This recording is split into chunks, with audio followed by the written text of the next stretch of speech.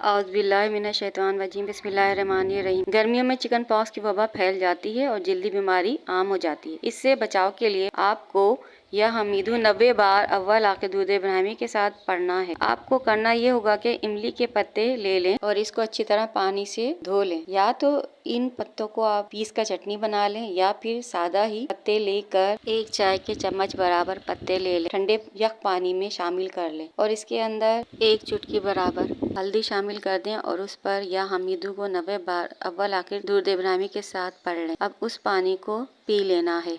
इससे chicken pox की बीमारी या चेचक निकलने का इम्कान नहीं रहता, क्योंकि इमली के पत्तों की तासीर ठंडी है। इस अमल से ये बीमारी हमला नहीं कर सकती, लिहाजा ये अमल करके बच्चों और बड़ों को महफूज रखें। सूखे पत्ते नहीं, ताज़ा पत्ते लेने हैं और उन्हीं को इस्तेमाल करना है। इस अमल से आप खुद भी महफूज रह सकते हैं और आपके घर वाले और बच्चे सब महफूज रह सकते हैं। मुझे अपनी दुआओं में याद रखें।